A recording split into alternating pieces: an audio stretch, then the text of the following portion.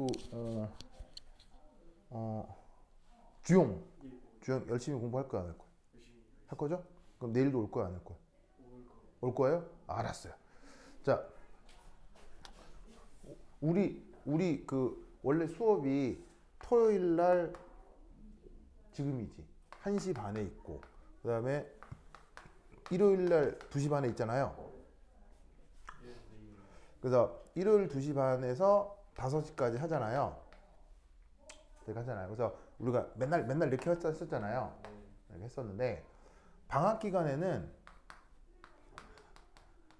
여기에서 여기까지 또 합니다. 너무 긴 것 같아요. 중간중간에 뭐 쉬었다 하면 되는 거죠.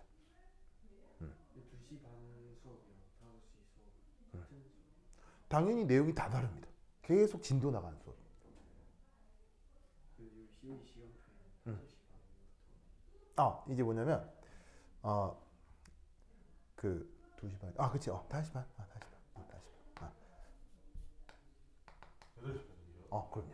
왜냐면 이게 약간 너무 기니까 밥도 먹고 쉬고, 알겠죠? 네, 그래서 이제 30분 여유를 뒀으니까 오시면 되겠어요. 알겠죠? 집에서 듣겠습니다. 뭐라고요?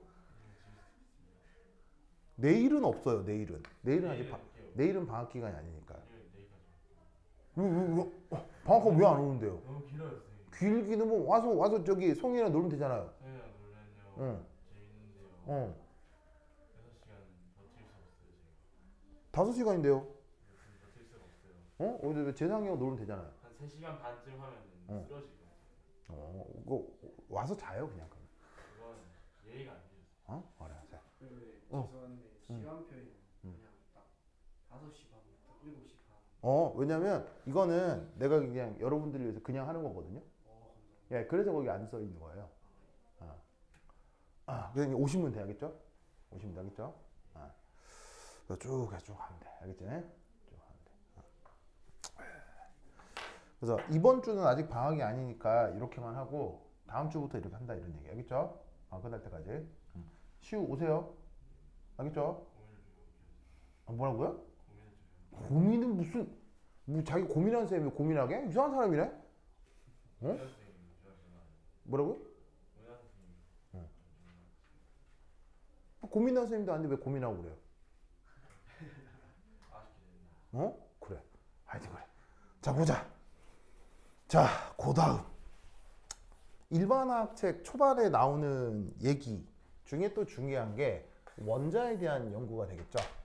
그 원자를 구성하는 성분 중 가장 맨 처음 알려진 성분이 바로 전자잖아요. 그래서 이 전자를 최초로 실험적으로 규명한 양반이 누구예요?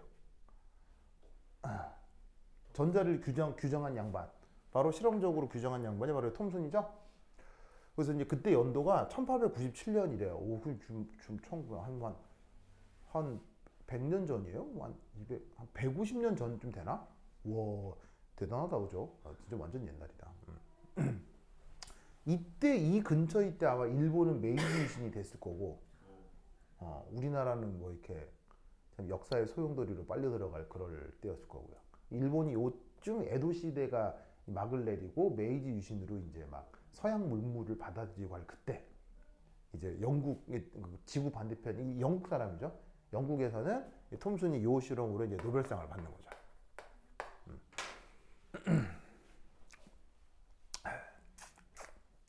근데 뭐 이때 얘네들 노벨상 받았을 때 우리는 막 일본한테 막 다구리 맞고 있고 막 그렇다고 해서 뭐 그렇게 그 자괴감 가질 필요는 없어요. 왜냐하면 상황에 따라 다른 거기 때문에. 근데 그래서 이제 상황에 따라 어떻게 될지 뭐 다 상황이 다르니까 자괴감 가질 필요는 없고 사실 요즘은 우리나라 국방력이 영국보다 어때요? 더 강하죠? 영국 군사력보다 우리나라 군사력이 더 강합니다. 진짜요? 예, 뭐 하나 빼고 핵. 영국은 핵보유국이라서 그 핵만 빼면은 이제 우리나라 군사력이 영국보다 더 강합니다. 그래서 만약에 유럽 전체를 합친 게 우리나라랑 비슷해요. 어마어마하죠.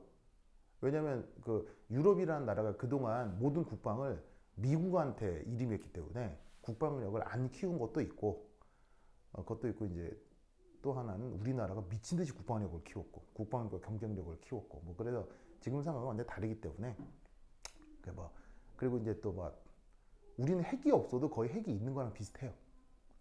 왜냐하면 그 우리나라가 개발한 미사일 중에 천무 미사일이라고 있거든요. 이 파괴력이 극비인데 파괴력이 극비인데 그 천무 미사일의 파괴력은 극비인데 어차피 무기라고 하는 건 공학 기술이잖아. 공학 기술을 대충 분석하면 대충 나온다고. 공식적으로 발표는 안 하는데 공학자들이 보면 대충 나온다고. 그래서 지금 천무 미사일 위력이 핵폭탄의 10분의 1 수준이에요. 10분의 1 수준. 그럼 이 말은 무슨 말이겠어요? 10개 쏘면 핵폭탄처럼 터진다는 얘기예요. 그래서 우리나라는 굳이 핵무기를 가지지 않아도 상관없어요. 무슨 말이겠어요? 근데 이제 그런 미사일이 우리나라가 전 세계에서 미사일이 제일 많거든요. 미국 다음으로. 짜잘짜잘한 것까지 합치면 미사일이 한 10만 발 정도 있어요. 그래서 우리나라는 진짜 무서운 나라예요.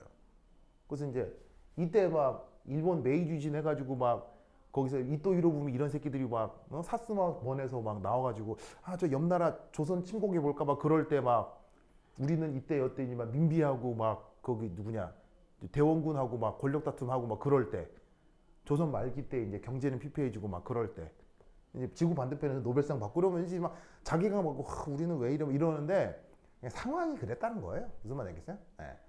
근데 이제 똑같은 상황이라고 하면 사실 제일 빠른 사람은 어느 나라 사람들이에요. 만약 시작점이 같다. 그럼 제일 먼저 해내는 사람들이 어디예요? 우리나라 사람들이에요. 알겠죠? 그때 당시 시작점의 상황이 좀 달라서 그런 거지 자괴감 가질 필요는 없어요. 그랬나 보다. 뭐 하여튼 그런 것 같아. 자 어쨌건 그래서 이 톰슨이란 양반이 전자를 발견한 실험 그 유명한 음극선 실험 장치 보이시죠? 자 그래서 이제 여기 뭐를 준비했냐면 바로 첫 번째 플러스 극 마이너스 극의 전기장이 세팅이 되는 전극판 평행 전극판 하나를 준비를 하고요. 그 다음에 N극 S극 자석도 준비했어요. 무슨 말 되겠죠?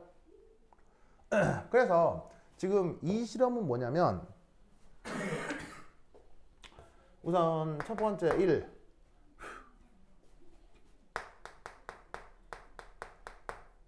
전자는 전기적 입자다. 맞나요? 전기적 입자다. 맞나요? 이걸 확인하기 위해서 톰슨이 여기에 뭘 세팅한 거예요? 전기장하고 자기장을 세팅한 거예요. 무슨 뜻인지 아시겠죠? 알겠죠? 그래서 이게 요 위치가 어디냐면 저기에 있는 전기장이 전혀 없을 때 그리고 이게 전기장이 걸렸을 때 날아오는 전자의 궤적을 보여주고 있는 거예요. 알겠죠? 전기장이 없으면 전자는 자유롭게 슉 이동했겠죠. 그렇죠? 그 다음에 얘 같은 경우 만약에 전기장을 세팅을 해주면 마이너스 극판하고는 청력이 있을 거고 플러스 극판하고는 인력이 있을 테니까 이렇게 아래쪽으로 쭉 끌려 내려오겠죠. 그럼 이걸로부터 전자가 전기적 입자라는 걸 알 수 있겠죠? 만약에 전기장을 걸건 안 걸건 궤적 변화가 없다면 그건 전기적 입자가 아닌 거고 무슨 말이겠죠? 그리고 또 이제 전기적인 입자가 움직이는 걸 뭐라고 해요? 전기적인 입자가 움직이는 걸. 전기적인 입자가 움직이는 현상을 전류 현상이라고 하잖아요. 물론 이제 마이너스 입자가 움직이니까 그 전류는 반대 방향이라고 해야 되겠지. 그러면 전류 현상이 나타날 때 그건 또 누구의 영향을 받을 수도 있어요. 자기장의 영향을 받을 수도 있잖아요. 전류라고 하는 건 항상 유도자기장을 만들기 때문에 외부 자기장과 상호작용을 할 수 있죠. 그럼 이때 여기서 FBI 하면 얘가 어디로 가는 거야? 그래서 봐. 전류가 FBI 뭐 있잖아. 나도 오랜만에 해서 기억. FBI면은 FBI 그럼 I 전류가 이렇게 가. 그다음에 자기장이 D가 N극이고 S극이면 자기장 이렇게 나오는 거지, 맞지? 나오는 거지. 그걸 힘 위로 받네? 그럼 얘는 만약에 전기장 끄고 자기장만 걸어주면 뭐 위쪽으로 또 꺾이겠지 뭐. 무슨 말이겠어요? 근데 만약에 얘가 전기적 입자가 아니다 라고 하면 자기장을 걸어도 요지부동이겠지. 무슨 말이겠죠? 그래서 이제 톰슨은 그걸 확인하기 위해서 전기장도 걸어보고 자기장도 걸어보고 무슨 말이겠죠? 그 그래서 첫 번째 뭘 알았느냐? 아, 정기적 입자다. 되죠? 아, 전기적이다라고 하면 합시다. 전기적이다. 전기적이다. 전자는 전기적이다. 그다음 두 번째, 전자는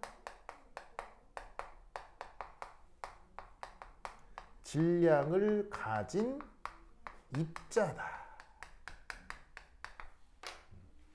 요걸 또 실험을 통해 알아냈죠. 그래서 어떤 실험을 추가하기도 했냐면, 여기에 이제 요 그 톰슨의 실험 전에 크록스라는 사람인가? 그 사람이 뭐 이상한 실험을 한 적이 있는데, 이런 식으로 이제 이렇게 여기 이제 보면 이 전자잖아요. 이 전자가 실제로 눈에 보이는 건 아니겠죠. 근데 이 전자가 과량 이렇게 자유전자가 푹 이동을 하면 시각적으로 살짝 보인대요. 이게 막 눈에 보이는 건 아닌데, 어두운 암실에서 불을 끄고 전자선이 이렇게 쭉 날아가게 되면 이런 식으로 이렇게 형광 노란색 있죠. 형광 노란색 불빛이 어둠 속에서 이렇게 어스름 이렇게 나온다 그러더라고요. 나도 실제로 본 적은 없는데, 이제 불 끄고 고전압 걸어가지고 전자선을 나오게 하면 깜깜한 데서 보면 이렇게 약간 누르스름한 평광빛이 이렇게 싹 무슨 귀신 나오듯이 하겠어요? 나온대. 그게 이제 전자선, 음극선이 되는 거지. 이때 요 음극선 다발에다가 여기 뭘 세팅을 했어? 슉슉슉슉. 그림이 좀 구린데 바람개비. 그래서 바람개비에다가 음극선 다발을 쏘아줬더니 뭐 이런 얘기 들어본 적 있죠? 어떻게 돼요? 이 바람개비가 가만히 있지 않고 뱅글뱅글 돌아가더라. 무슨 뜻인지 아시겠어요? 그럼 이 말은 무슨 말이냐면, 이것이 전자라고 하는 게 충돌을 통해 뭐를 전달한다? 운동량을 전달한다. 그게 바로 누구의 가장 기본적인 성격입니까? 입자. 알겠죠? 그래서 전자라고 하는 건 지금 우리는 잘 알고 있지만 100년 전, 200년 전에는 사람들이 그걸 실험적으로 규명을 하려고 할 때 이 두 가지 포인트를 생각을 했던 거예요. 무슨 말씀인지 아시겠죠? 그래서 어떻게 된다? 질량을 가진 입자고 전기적이다. 그래서 그걸 이제 완전히 정량적으로 구하기 위해 톰슨은 이 실험을 만들어낸 거예요. 그래서 이제 이 실험에 대한 분석은 아마 여러분 물리 시간에 공부한 적 있을걸요? 그 물리 시간에 왜 그거 있잖아요. 이거 전자기학 배우면 초반에 이거 가지고 왜 2차원의 가속 운동 해갖고 막 이게 포물선 그리고 막 그런 거 한 적 있죠? 그래서 그거를 이 톰슨이 한 거라 이런 말이에요. 그러니까 지금 교육과정으로 보자면 그냥 고등학생 수준의 기초 전자기학, 기초 역학 뭐 그런 거지. 그런 정도인 거지. 그래서 그걸 도입을 해가지고 분석을 한 결과가 요거다. 무슨 말 알겠죠? 이때 여기에 있는 M 이게 뭐예요? 바로 전하량 크기. 그 다음에 ME는 뭐겠어요? 전자 질량이겠죠? 그래서 이 둘을 나눈 값을 뭐라고 불러요? 톰슨은 비전하라고 했죠. 그 비전하가 여기 나와 있는 물리량들이랑 이런 관계가 있다는 걸 수리적으로 보여줬습니다. 화학 실험에서는 저 증명 과정까지는 묻질 않거든요. 뭐 증명 과정 같은 경우는 뭐 하이탄 물리 2 정도에도 수록이 돼 있을 거예요. 그거 찾아보시면 됩니다. 자, 내용을 살짝 보면 소문자 L은 뭐냐면 여기에 있는 평행전극판 길이를 얘기하는 거고, 대문자 L은 그 전극판에서 스크린까지 거리, 그 다음에 B는 여기 걸어준 자기장 세기, 알겠죠? B는 여기 보면 자기장 세기, 그리고 여기 E는 뭐겠어요? 여기에 있는 전극판의 전기장 세기, 알겠죠?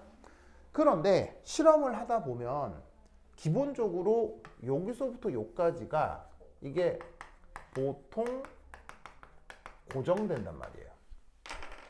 전기장 세기도 자기장 세기도 바꿀 수는 있는데 전기장 세기, 자기장 세기를 바꾸려면 비용이 많이 들어요. 예, 에너지가 많이 들기 때문에 돈이 많이 들어. 그래서 보통 실험할 때는 쟤네들을 고정한다고. 그러면 이때 누구하고 누구가 관계가 생긴다? 요 B전하고 S가 관계가 생긴다는 건 알겠죠? 바로 S라고 하는 건 전기장을 껐을 때와 전기장을 도입했을 때의 요 꺾인 정도, 요걸 지금 S라고 둔 건데 주용? 지금 안 써요?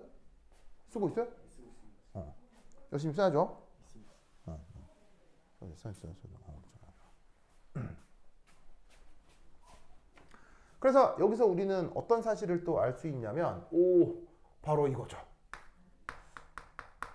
전자 전하량이 클수록 그리고 그 전자의 관성이 작을수록 S가 커진다 라는 걸 알 수 있는 거죠. 자, 전자 전하량이 클수록 뭐가 커져? 전하량이 클수록 전기력이 커지죠. 그래서 전하량이 클수록 전기력이 상승하고요. 관성이 작다는 얘기는 질량이 작다는 얘기죠. 그러면 그만큼 더 많이 경로가 휠 테니까 S가 커지겠죠? 그래서 비전하고 측정된 S가 저런 함수 관계에 놓여 있을 수 있을 겁니다. 그래서 그런 아이디어를 가지고 이런 실험 모델을 만들었다라는 거 알아두시면 되겠어요. 됐죠? 그래서 이때 여기 있는 비전하 값이 그래서 이제 실제 노벨상을 받았던 그 실험 데이터 값은 대략 얼마로 측정이 됐었냐면 1.76 곱하기 10의 11승 쿨롱포 킬로그램 이렇게 측정이 되네요. 되죠? 되죠? 그러면 이때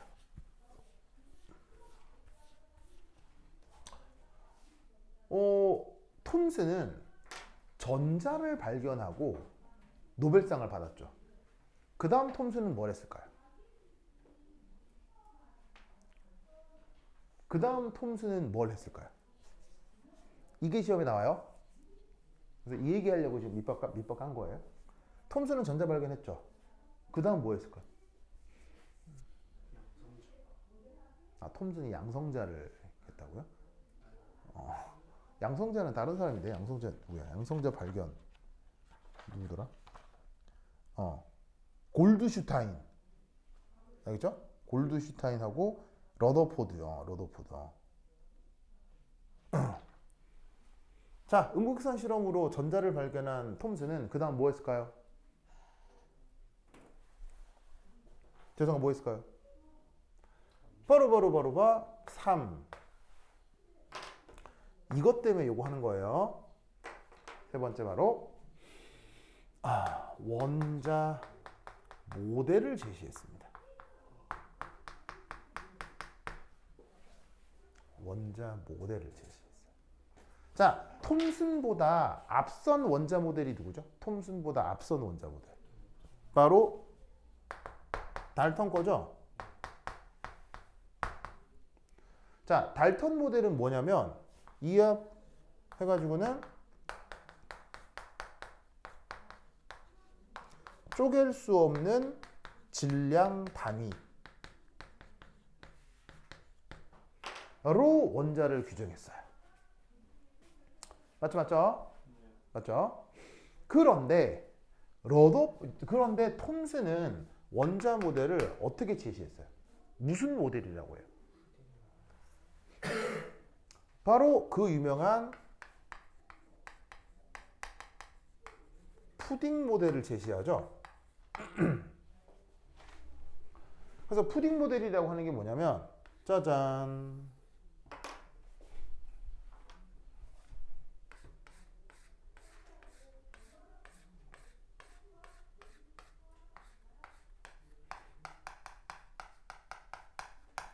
양전하가 분산되어 있고 그 원자를 전기적으로 중화시킬 수 있을 정도의 전자가 여기에 콕콕 박혀 있다.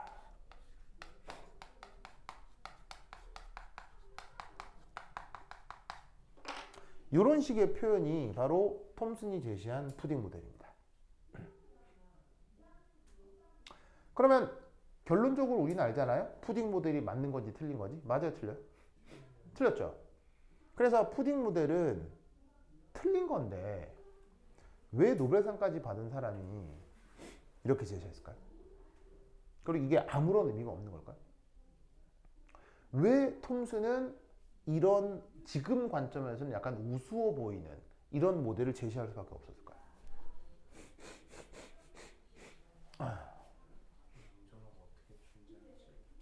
양전하가 어떻게 존재하는지 몰라서.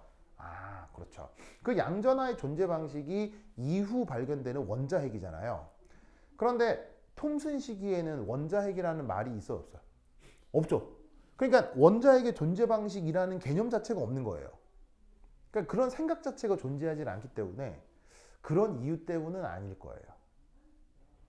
왜 지금 보면 저렇게 좀 이상한 보이는 모델을 얘기를 해가지고 역사적으로 톰슨은 생각도 못했을 거예요. 자기가 이렇게 웃음거리가 될지 사람들이 조롱할지 전혀 몰랐을 거예요. 근데 노벨상까지 받은 사람이 왜 저런 얘기를 했을까요? 그걸 알아야 돼요. 자, 보자.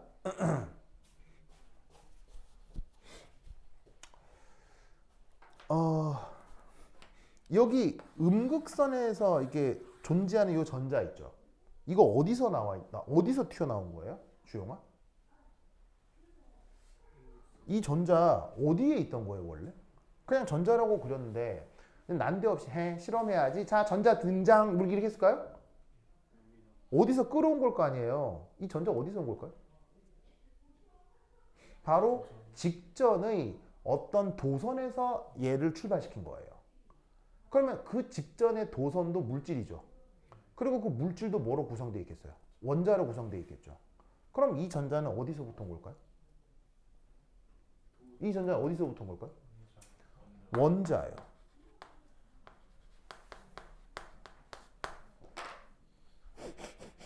어떤 물질에, 물론 그게 이제 공학적으로는 어떤 도선이고 전자총이고 뭐 그런 건데, 어쨌거나 어떤 물질이 됐건 원자로 구성되어 있으니까 송현이 왜 자려고 그래요?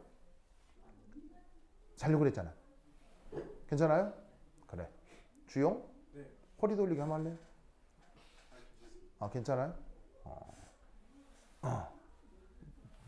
재상아, 허리 돌리기 한번 보여주세요. 안 돼요? 왜 안 돼요? 친구를 위해서 허리 돌리기 한번 좀 보여줄 수도 있잖아요. 안 돼요? 시우 허리 돌리기 한번. 그거 힘들어요? 그래. 또 자는데 허리 돌리기 시킨다. 알겠죠? 그래. 그래요? 알겠습니다. 자, 그럼 어떤 원자에서 튀어나온 전자잖아요. 그럼 이게 무슨 의미냐? 자, 만약에 줄게요.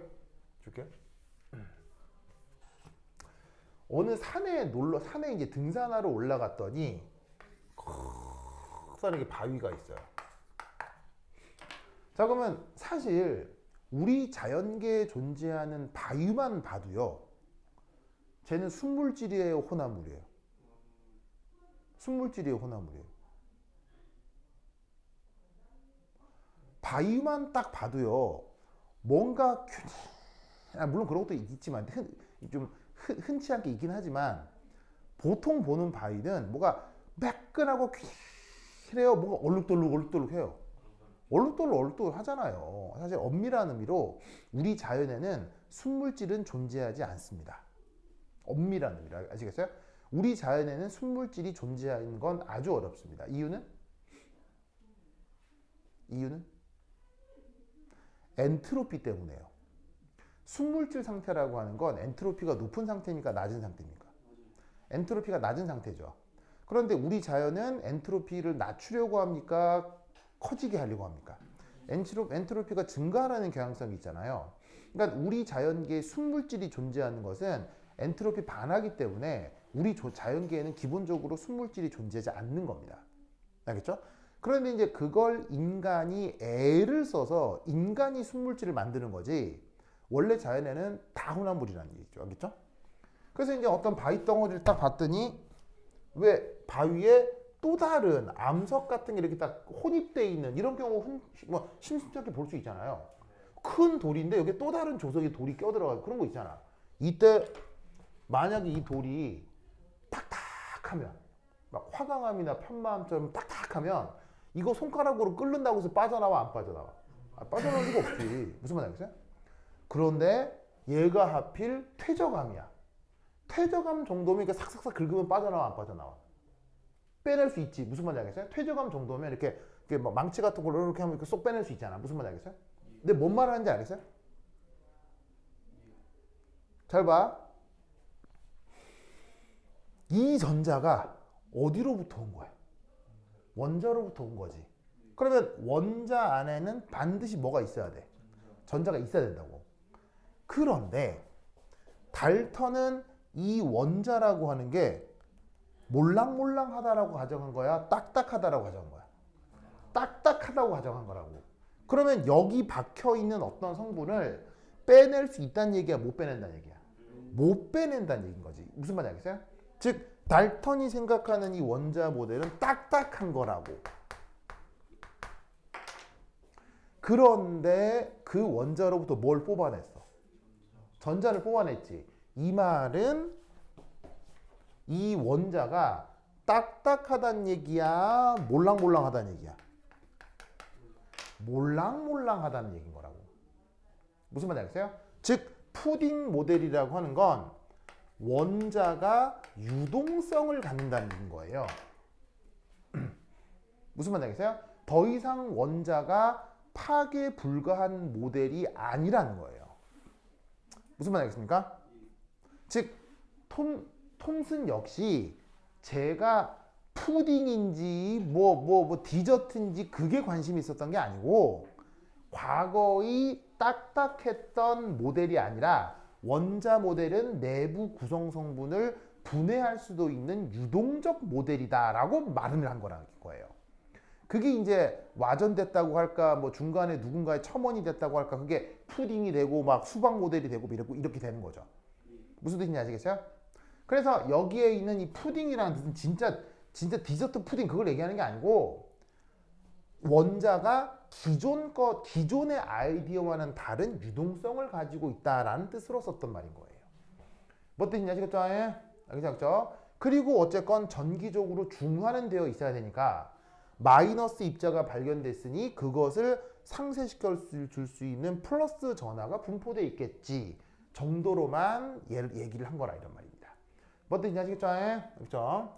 논리를 꼭꼭 기억해두시기 바랍니다. 그래서 이 푸딩 모델이 그렇게 함부로 그렇게 비웃을 수 있는 아이디어가 아니에요. 그런 게 아니에요. 알겠죠? 기존에 있었던 철학을 뒤집은 거란 뜻인 거예요. 알겠죠? 그 다음 중요한 게 바로 두 번째 이 기름방울 낙하 실험입니다. 자, 이 실험 누가 했습니까? 기름방울 낙하 실험. 그 유명한 밀리컨이라는 사람이 했죠. 기억나요? 자, 밀리컨의 기름방울 낙하 실험. 얘도 중요합니까? 안 중요합니까? 억수로 중요합니다. 왜? 이것도 노벨상 받았거든. 그래서 저 기름방울 낙하 실험 같은 경우 물리 시간에 아주 자세히 배우죠. 배운 적 있죠? 이게 막 종단 속도 계산해가지고 막 전기장 걸어가지고 거꾸로 올리고 막 물리 시간에 배울 텐데. 아니다. 하이탑 화학초에 나와요. 하이탑 화학초에도 나올 정도로 고전 물리학적으로 되게 유명한 주제예요. 알겠죠? 그래서 뭐 부력, 저항력, 종단 속도, 그다음에 중력 요 개념을 통해서 전자의 전하량을 실제로 측정한 모델이에요. 알겠죠? 근데 아무래도 화학 시험에는 직접 안 나오니까 그냥 뭐 이런 실험이 있었나 보다만 기억하시면 되고 그 결과가 뭐냐? 바로 전자 한계 전하량 크기를 알아낸 거죠. 그 값이 얼마?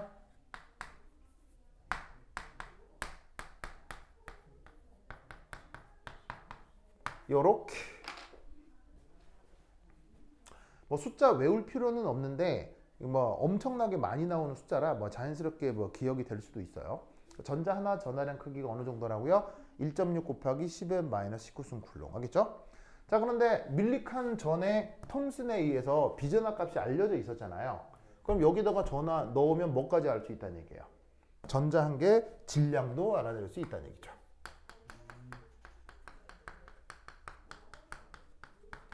그 값이 얼마로 알려져 있냐면 얼마더라? 9.1 곱하기 10의 마이너스 31승 킬로그램. 요거 여기 넣으면 구할 수 있죠.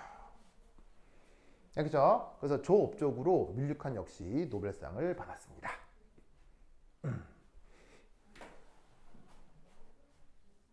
좋아. 됐죠? 그래서 원자의 물리적 구조, 전자에 대한 얘기가 이렇습니다. 자, 그러면 전자 얘기했으면 그 다음 무슨 얘기해야 되겠어요? 전자 얘기했으면 그 다음 무슨 얘기해야 되겠어요? 당연히 그 다음 저기 양성자 얘기해야 되겠죠? 양성자란다. 원자 얘기해야 되겠죠? 자, 원자의 얘기는 어디에 있냐면 8페이지에 4.2입니다. 8페이지 4.2 찾았어요? 8페이지 4.2 찾았죠? 8페이지 4.2 원자핵. 네. 자, 요거 어떻게 되느냐? 내 칠판 지우는 동안 8페이지 4.2 원자핵 그 내용 한번 살펴보시기 바랍니다.